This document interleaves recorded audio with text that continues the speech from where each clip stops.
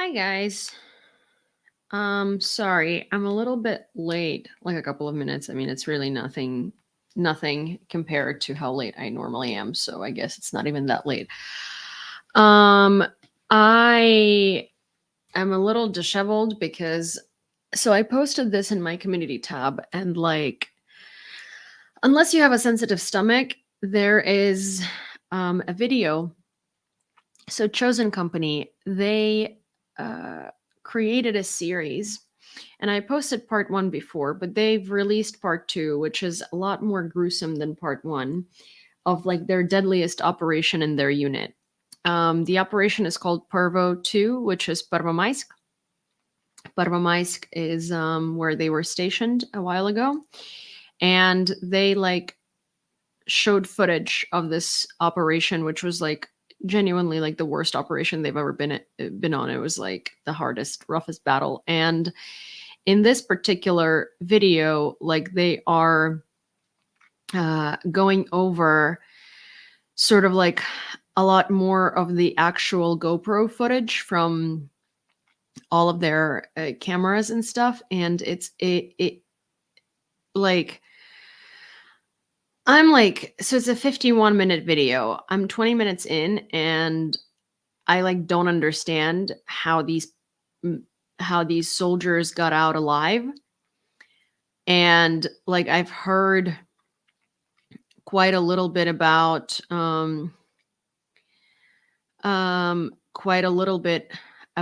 this operation, and like kind of seeing it unfold from actual GoPro footage is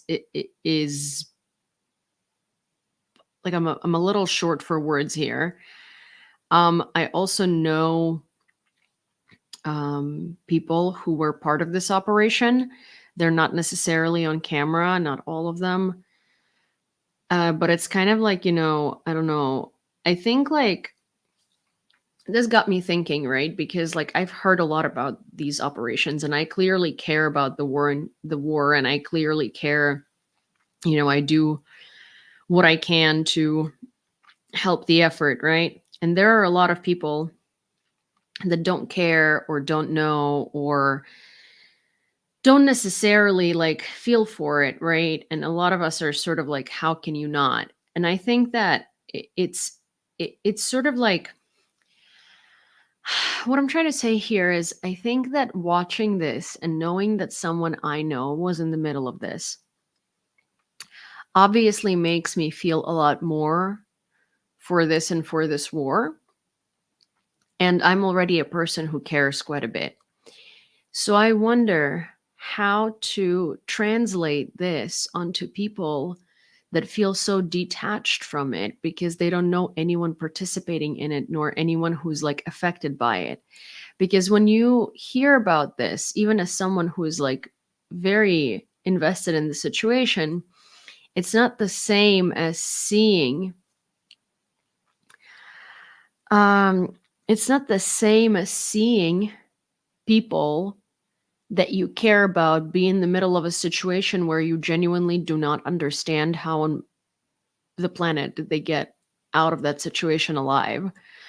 I posted this video in my community tab on hi Overland. I posted this video in my community tab on YouTube. If you're not on YouTube, then well, if you're not watching me on YouTube, but you watch YouTube in general, then look up International Legion Ukraine, and there are two parts. The first part is like bad, but it's mostly just the guys sort of talking about it. The second part is actual footage from the war zone showing what they went through. And there are certain moments in which like some of these guys survived, like Tango, who was holding the line alone while also tending to three of his wounded mates.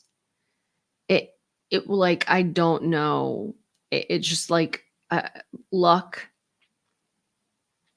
Oh, Brandy, you started the second part. Yeah, I'm like almost in the middle of it, and I'm just kind of like, Gen Z would say shooketh, I guess. But it's like, I'm sure you can tell that I'm having a very hard time describing it, and I'm having a very hard time talking about it because it's like you can't really explain it. It's it's real footage of people. And what I guess strikes me the most is that they're all foreigners, so they volunteer to do this. It's like there are lots of foreigners that come to this country expecting it to be Afghanistan or expecting it to be Syria or expecting it to be any other conflict where they had Western copters evacuating them from the battlefield, where they had top of the line medical facilities, where they had all the equipment and all the weapons they needed, right?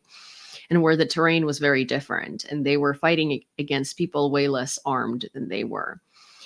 So a lot of people come in here and they see what it actually is, and it is a bloodbath, and they turn around and leave because they did not expect to be thrown in the middle of this type of stuff. And so, I mean, I have an immense amount of respect for everyone in the Ukrainian military who's Ukrainian, but I also have like a special amount of respect for people that decided to come here and go through this, which is objectively much worse than anything they've ever experienced in any Western military, and decided to stay and fight for this land because it is not a freaking walk in the park. And it is not like, you know, I guess like in some aspect in this, and I'm not saying this to sound like, I don't know how to phrase this without sounding like disrespectful, right? But sort of like when you join an American military, for instance, as a soldier, like you have all the weapons at your disposal, you have all the equipment, you have all the evacs, you have everything you could want as a soldier, because you know you are part of the one of the strongest militaries in the world, if not the strongest. Right. So it's not easy to fight. It's never easy, but you fight against people that that are way less supplied than you are. See, Odin, that's why I'm saying, like, I don't know how to phrase this without sounding like disrespectful, right? Because I'm not trying to be, but like objectively, you had a lot more equipment and a lot more opportunities and possibilities than these guys have here. Because like, you know, I've heard a lot of Western fighters describe the battlefield in Ukraine to their friends who are vets, right, as saying like, oh, remember the goons with shovels that we fought against? We are the goons with shovels. Obviously, that's an exaggeration. But the point is that like when you're fighting for your when you're fighting with your country against like a way inferior army, it's very different, right, than when you see that you are the goon with shovels and you have to defend someone else's territory, and you knowingly uh stay and do it. Like, I have a lot of respect for it, and I have like, you know, I will like forever be grateful for everyone who does that, because that's a very big choice. It's a very big choice to make, and that's a very selfless choice to make, because at this point it's not about like being in the military and like, you know, being deployed and like doing it for like the like, I don't know, because some people definitely join the military because they think it's cool, right? This is not it. Like, you're not staying there because you think it's cool. Like, you're staying there because like you are, I don't know. I mean, I guess you get my point, right? So it's you are definitely not staying for the money. You're definitely not staying for like the you're literally staying because you I don't know, because you've decided that this is something that you morally want to do. It's wild. And it's just like, I don't know. It's a very big thing to process, and it's a very big thing to comprehend that there are people who are not even Ukrainian who are ready to literally fight in these horrendous conditions with like super inferior supplies against just storms and storms of Russians.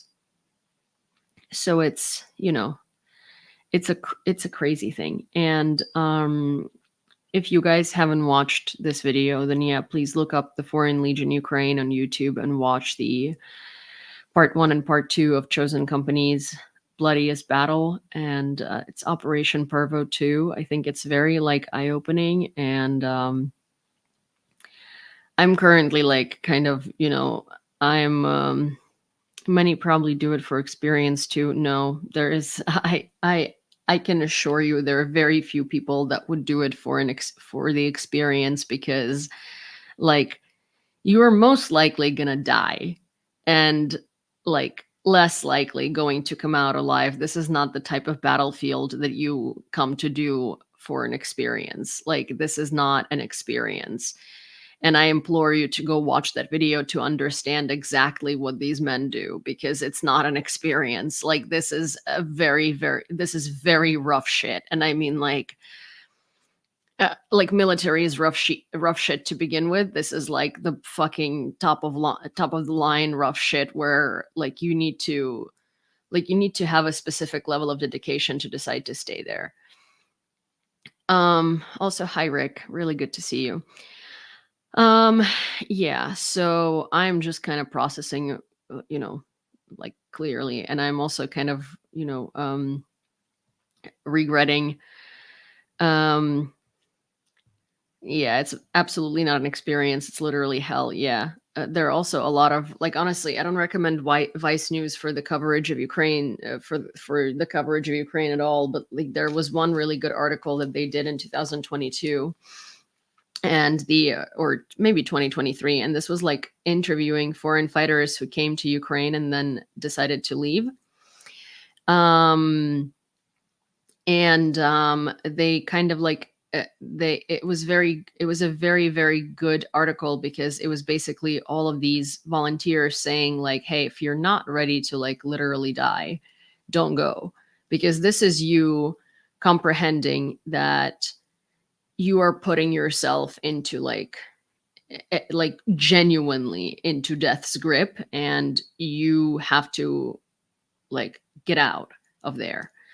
And because a lot of like what ended up happening in the beginning of the full-scale invasion, right, is a lot of veterans from other countries that are not eligible for service in their own country anymore due to like trauma, PTSD, or like I don't know, like leg injuries, whatever it might be, who wanted to be back in the military and wanted to be back on the battlefield. So combat vets, right, a lot of them flocked to Ukraine because this was sort of like an opportunity to get back in there. So yeah, that was not what they expected. And so Vice News interviewed a lot of these guys, a lot of the ones that like came here, saw what they saw, and like turned around and were like, this is not something I want to do. Which, like, I'm not saying this like, oh my God, they turned around and left. Like, no, I mean, I understand. But it was a very good interview explaining exactly like why why you shouldn't come here unless you're actually ready for like really, really bloody battles and really, really, really hardcore like gates of hell type of situations. And I think that these documentaries are very important, first to show exactly what these people do and like their strength. And like, I mean, it sounds so poetic and so crazy, but it's just like that, like it just shows you the type of hell they go through. But I also think that it really kind of deters a lot of like thrill seekers from coming here, because believe it or not, there are still thrill seekers coming to this country and trying to join the Foreign Legion or like international units of various different brigades in Ukraine. And then surprise, surprise, a week or two later, they're trying to order a taxi off the battlefield, which in itself is fucking ridiculous. But these types of videos are very good to show to people who don't understand the impact of the war in Ukraine and how much of hell it is. And these videos are also good to show to people that think that, they're going to go to Ukraine, fundraise, have a hell of a sweet ride. Also, that's a minority of foreigners, but there are some foreigners still that come here to literally scam people and raise money and build, social media accounts and just kind of like profit off the war in Ukraine. I think that's a very good way to deter them too, because if someone thinks that it's going to be like a fun little ride, where they're going to end up joining a unit in Ukraine and creating a Twitter account and, like gaining followers, sometimes maybe going into the battlefield and doing lives and, making a ton of money, then that's a very, very, very good way to show them that that is not what they should expect here. And yeah, of course, like the main point is, to show you what the men who know what to expect and who willingly made that choice go through. But also, I mean, that too. I'm trying to actually interview someone from Chosen Company, and the reason why I say someone is because I just like asked who would be willing to talk about like all of the difficulties and all of the challenges of being a foreign fighter in Ukraine, instead of like, because I think most of the documentaries and most of the interviews always talk about like the the heroic parts, and like they talk about like front lines and their success and stuff like that.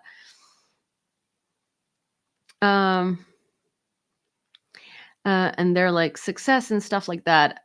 But like I want to talk about like, the nitty-gritty sort of, and I don't mean like the front lines specifically. I mean like, for them, sort of like, because I know there were quite a few like situations where, for instance, like again, the people that came to units that had like really bad intentions and how they work on weeding those out. And anyways, like I'm not going to give out specifically what I want to talk about, but it's just like I want to talk about them, not the war specifically. Also, Odin says, I think there was a language barrier and they didn't mean any harm. Like, that's why I prefaced it by saying it's a minority of foreigners, but there are people with very ill intentions that literally come here and mean harm. And I can name you quite a few of them, but I will refrain from doing that because I'm not trying to, give them any spotlight or give them any platforms. But there is one that I legitimately, anytime I see them on TikTok, I see people like angrily responding to their videos, I literally tell them to delete those videos and block this person because they're rage baiting and they just want their 15 minutes of fame. And they legitimately came to Ukraine to write a book.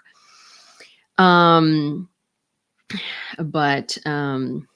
they're literally a sex offender who essayed a 13-year-old in Alaska and then had their family that works in the court system basically not expunge that from their record, but hide it very, very deeply. And they're still literally trying to get their 15 minutes through, rage baiting content on TikTok and Twitter and going to various news publications that will hear them out and making up war crimes and making up like these crazy freaking stories specifically. So, they could be seen in the media and they could get some sort of a following. And of course, you're not going to get a following by telling real things. And they also have no experience with real things, but you're going to get a following by like making up crazy content that isn't, that is just like going to enrage people. But yeah, name and shame Yewleea. Well, I mean, the thing is also this person is like, well, this particular person that I was talking about for the past 5 minutes is literally crazy. And I genuinely do not want to give them any like time of day. I think the less we talk about them and the less we like give them attention and the less we like, respond to their videos and the less we react to them, the less freaking like motivation they have to continuously exist on the internet. Okay.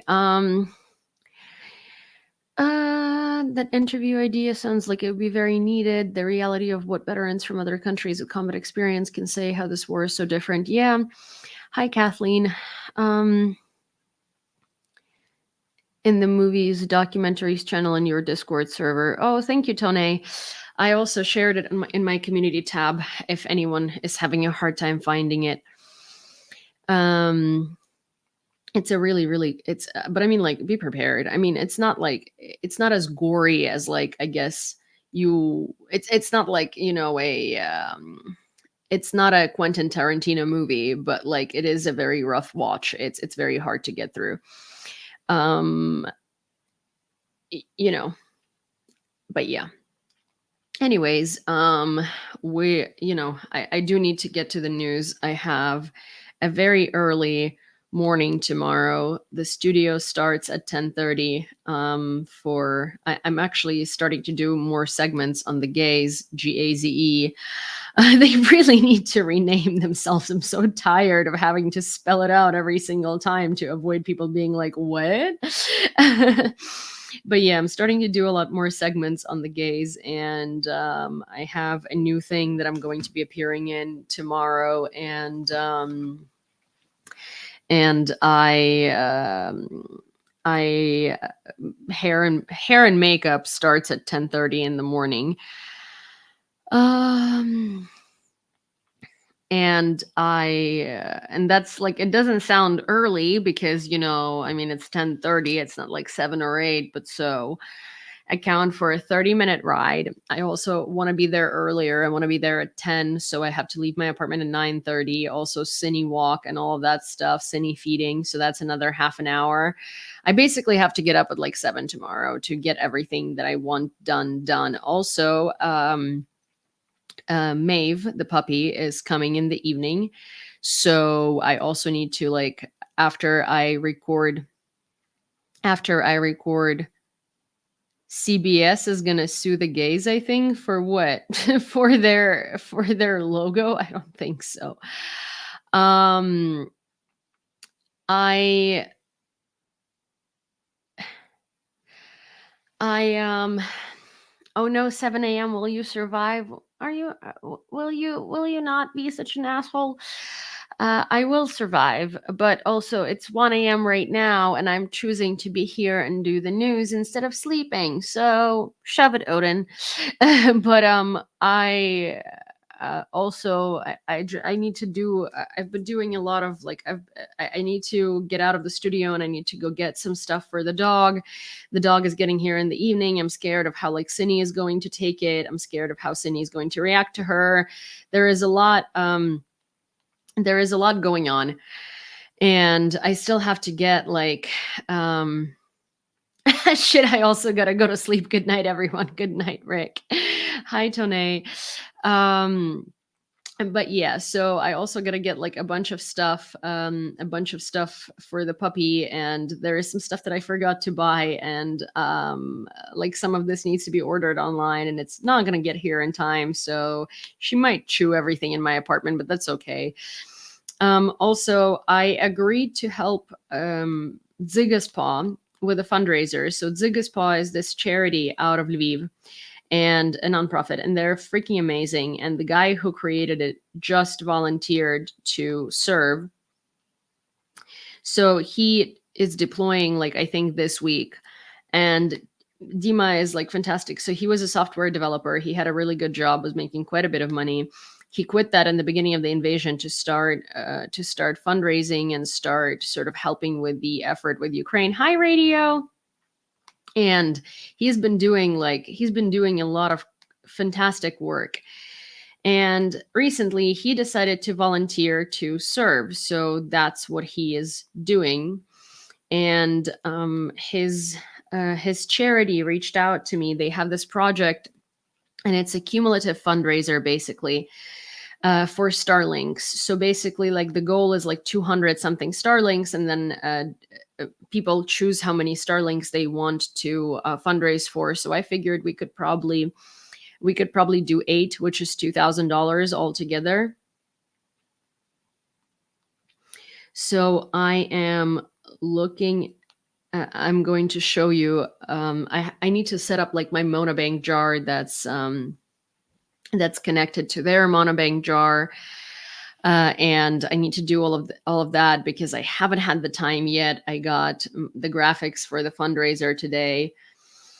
This is it, and I'm going to set everything up hopefully tomorrow because I want to start sooner than later. I don't want them to wait. But yeah, 202 Starlink terminals is the goal. And the cumulative goal is it's basically $55,000, but my share is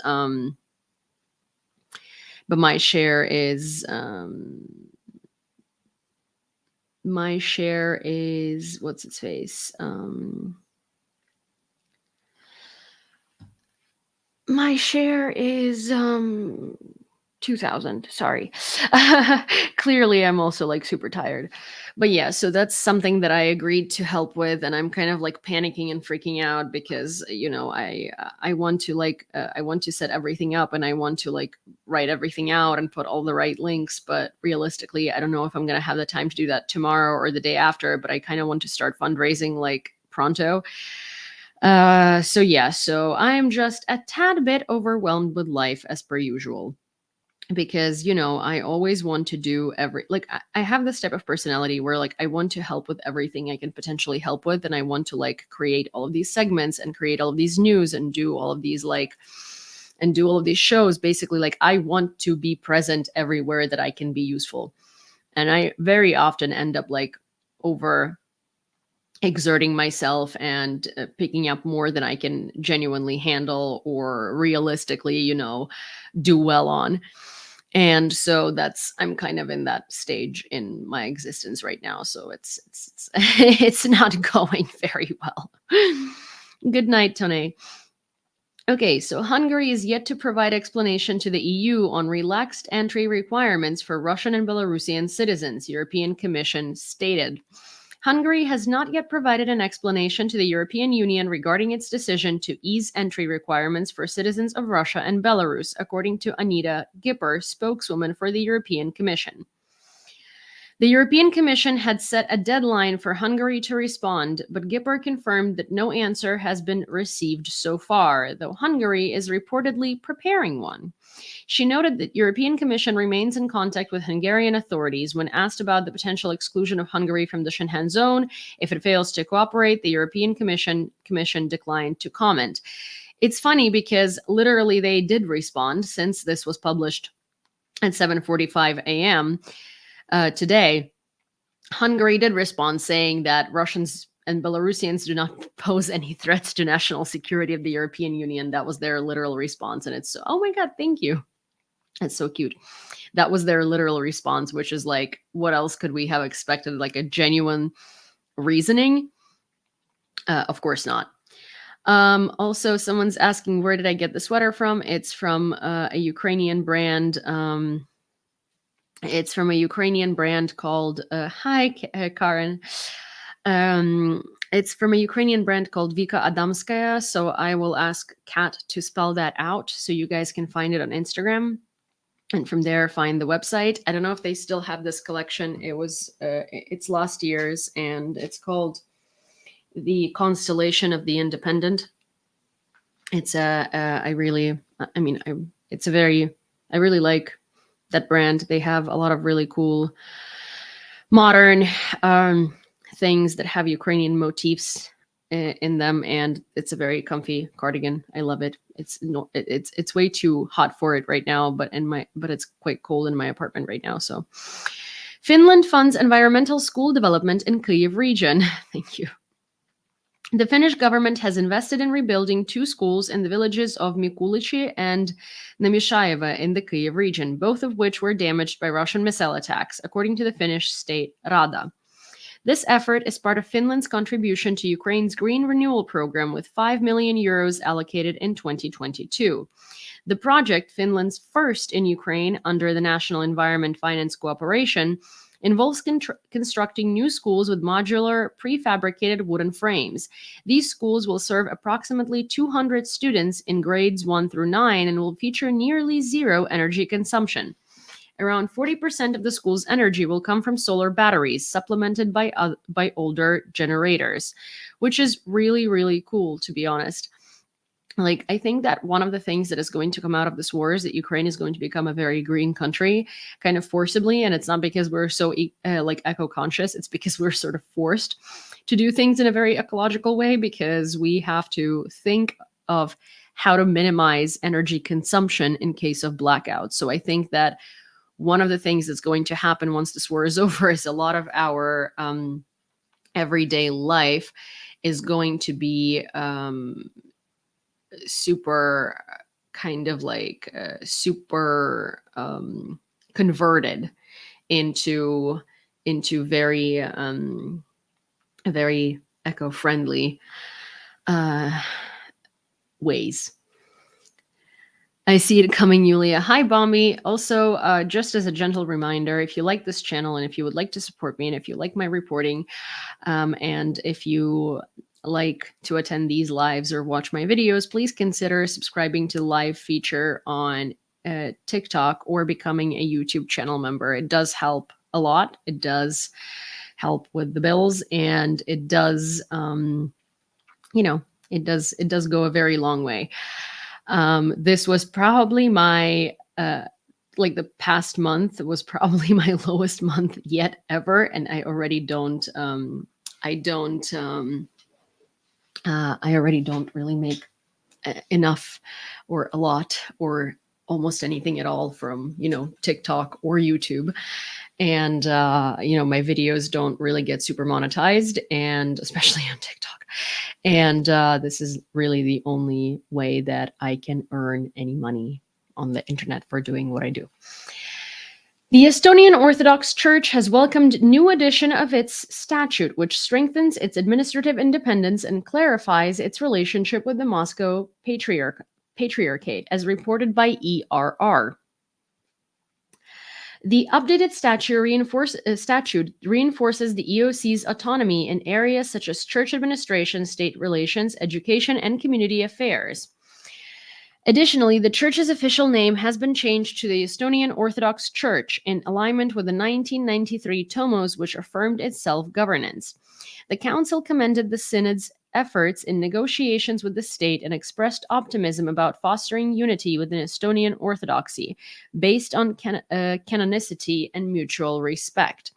So, interestingly, also, while the Estonian church decided to self-define and really separate from Russia, Ukraine's Rada actually ratified a law basically banning anything that's connected to the Russian Orthodox Church or the Moscow Patriarchate of the Ukrainian Orthodox Church, which are literally, like, if you think of Scientology and it's a cult, the Russian Orthodox Church is literally a cult that preaches the Russian world and tries to brainwash Ukrainians. They also spy on governments, and they are connected to the KGB. So yeah, no thank you. The Ukrainian Air Force has shared details about the latest Russian night attack on Ukraine. The attack involved 2 ballistic Iskander MKN-23 missiles and Kh-59, Kh-69 air-launched missiles, or also 69 Shaheds, 50 of which were taken down, and 51 of which were taken down, and 16 were neutralized by radio-electronic countermeasures. However, that still resulted in an attack on a small town, on a children's cafe, that killed a 15-year-old and injured 5 people, including 4 children. Yeah, so that's lovely. Russia now targets children's cafes. On Wednesday, August 21st, Ukrainian parliamentarians supported the draft law on the ratification of the Rome Statute of the International Criminal Court. The document was supported by 281 elected representatives. I will talk a little bit more about Rome Statute in a few. Karaita Temple in Crimea faces damage after Russian restoration. The Karaita Kanasa in Simferopol, located in the temporarily occupied Crimea, has started to deteriorate shortly after its reopening. The temple, restored and unveiled in May 2023, now shows signs of structural damage, with the facade already requiring further repairs. Local activists report that Maxim Soroka, head of the Directorate of Centralized Service and Development of Cultural Institutions of Crimea, has reassured residents that the situation is under control by the Ministry of Culture of Crimea. Yeah, okay, that's not even a legal entity. Soroka claims that the damage does not affect the structural integrity of the building. Yeah, right. Also, Russians took Khersonesus, which is literally an ancient... it's kind of like ruins of an ancient city that are still present in Crimea. They took them out and they built a fucking park, an observation park and an amphitheater on the territory of it. for people to, like, be there and walk on it and destroy it further. So no preservation. And they think that they did something good. Russians keep destroying cultural heritage of everything they occupy, and trying to present it to the world as a cool, modernized solution. It did not need a modernized solution that literally destroys cultural heritage. It needed preservation, and it was preserved very freaking well under Ukraine.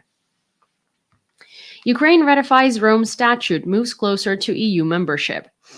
Ukraine has taken a significant step towards EU membership by ratifying the Rome Statute of the International Criminal Court, according to Foreign Minister Dmytro Kuleba. This ratification strengthens Ukraine's commitment to international justice and accountability. Kuleba highlighted that Ukraine has already been cooperating effectively with the ICC to ensure that Russian war crimes and atrocities committed during the aggression against Ukraine are fully prosecuted. This is actually a very big step. I also really want Ukraine to sign the Istanbul Convention and put it in motion. And that's on women's rights and domestic violence. Like, domestic violence is technically prosecuted in Ukraine. It's illegal. But also, because of how our laws are, it's hard to prove, like, let's say, stalking and things like that. And there is a series of conventions that a country can put in motion, where it's going to make it much easier for women to defend themselves against, like, abusive husbands, against stalking, against, like, things like that. So I really want that to start being a thing as well. Russian General Lapin's missteps weakened defense in Kursk region, according to the Wall Street Journal. I think it's also the fact that Russia just doesn't give a shit. Russian General Alexander Lapin's decision to disband the Interdepartmental Defense Council in the Kursk region months before a major offensive by Ukrainian forces led to a weakened Russian defense, the Wall Street Journal reports, citing Russian intelligence sources. It also kind of excuses Russia because it puts blame on one man, and in reality, it's a lot more about the fact that Russia literally didn't care enough to fortify their borders. They are happy to send their people to die in Ukraine and invade someone else's land, but they're not necessarily trying to protect their own people.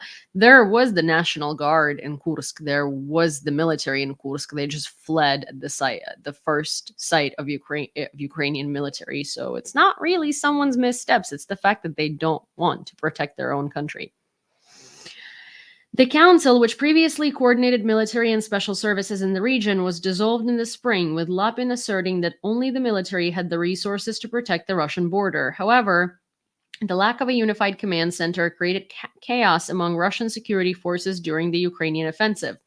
As a result, the Ministry of Internal Affairs, FSB, and the Ministry of Defense competed for control, leading to disorganized and ineffective responses. What do you mean competed for control? They fled. Although Lapin is not solely blamed for the failures, his actions are seen as emblematic of the broader detachment of Russia's military leadership from the realities of war. This was not Lapin's first strategic error. His failure to secure the northeast of Ukraine in 2022 allowed Ukrainian forces to regain territory.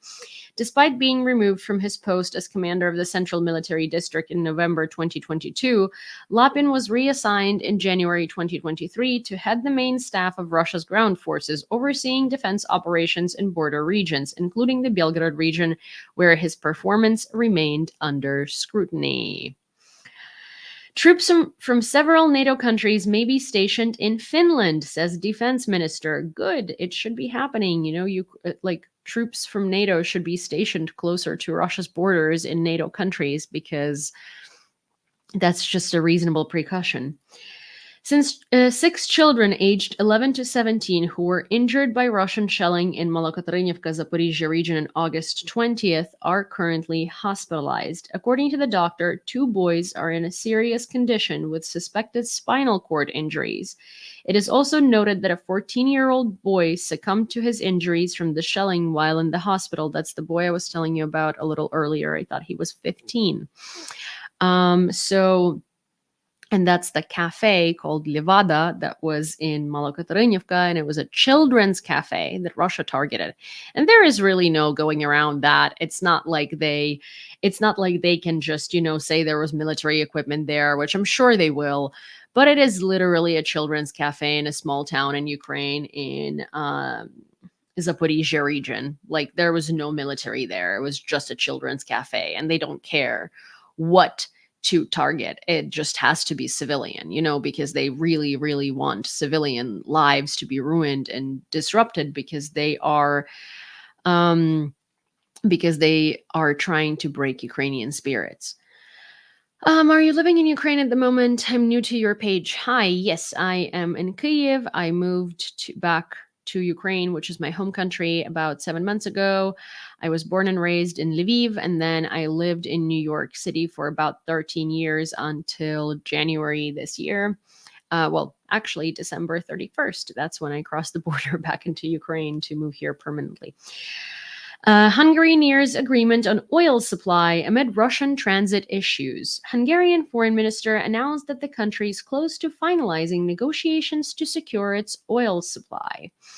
This comes as obtaining oil and gas from Russia has become increasingly difficult, particularly due to challenges in the transit of Russian Lukoil through Ukraine.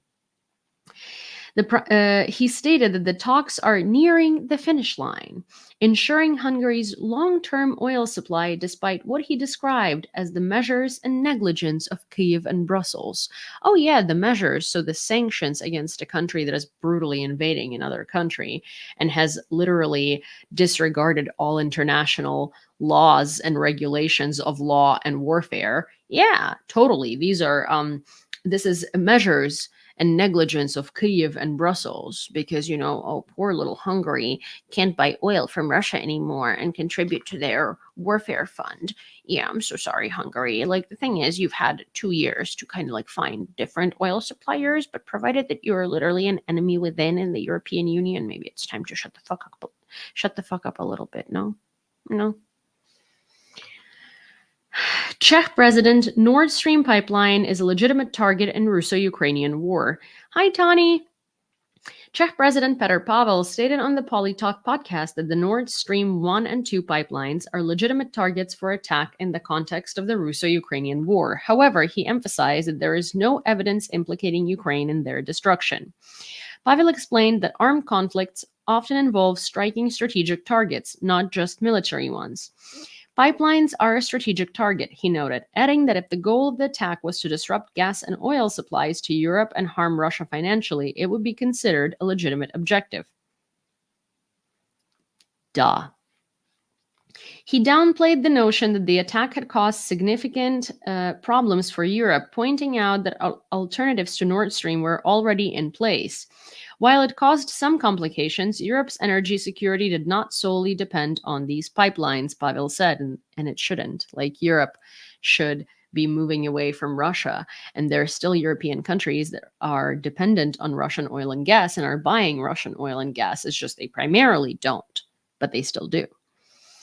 He concluded by noting that pipelines have always been and will continue to be targets due to their potential to impact conflicts. And he's right. He also, if you're going to watch the next news brief, which is going to come out on Friday, so there are Tuesdays and Fridays when we have news briefs on the gays. The next one is going to talk about his other statements that actually directly address the conversation that I had with the professor who signed the open letter asking not to accept Ukraine into NATO. So Petr Pavel actually ended up accidentally addressing his whole narrative of Ukraine cannot be accepted into NATO because right now Ukraine's borders cannot be defined, and he gave an example of East and West Germany and also said a lot more. And honestly, Petr Pavel has some of the best ideas out of politicians worldwide, and he explains them in the most approachable manner. I really like him, and I really like his views. Joseph Borrell suggested lifting ban on Kyiv using Western weapons to strike Russia could aid peacekeeping. Thank you. Another very, very sound thought. EU diplomacy chief Joseph Borrell believes that lifting the ban on Kyiv's use of Western weapons to strike Russian targets could contribute to peacekeeping efforts. Yes. Amid Ukraine's offensive in the Kursk region, Borrell plans to discuss enhancing support for Ukraine with EU foreign and defense ministers at the end of August. I love that because finally, like someone in Western Europe who has a lot of credibility and has a lot of political pull is using the right language because it does aid in peacekeeping. Because when we talk about Ukraine using Western weapons on Russian territory, we very rarely explain why that's important. Like destroying Russia's airfields prevents airstrikes on children's cafes, prevents airstrikes on hospitals, prevents missiles flying over my head at 3 a.m. on a random Monday. You know, like it was the other day when there was a ballistic air raid, like last week or something like that. It might have been a Sunday. I don't even know. They happen so often that I can't really identify which day it was, but it was a random freaking day. And there were ballistic missiles that were flying over my building. It happens. And destroying Russia's ability to deploy jets and destroying Russian jets and destroying their warehouses and destroying their ammo depots, it's defense, it's peacekeeping. Should Kursk have a referendum on joining Ukraine? We don't want them. Like, we're not there in order to bring Kursk into Ukraine. We're not there to invade. We're not there to steal Russia's territory. We're there in order to bargain and use it as a bargaining chip for our territory. It's the difference between us and Russia. But also, the Democratic National Convention is a blast. It's been a firecracker so far. I've been loving it. I loved both Barack and Michelle's speeches. They really knocked it out of the ballpark. Biden did pretty well. They were so close to those airfields. Yeah. But so that's all I have for you for today. Biden did decent. That's all I have for you for today. I'm going to see you likely not tomorrow because tomorrow the doggo is coming home, the puppy.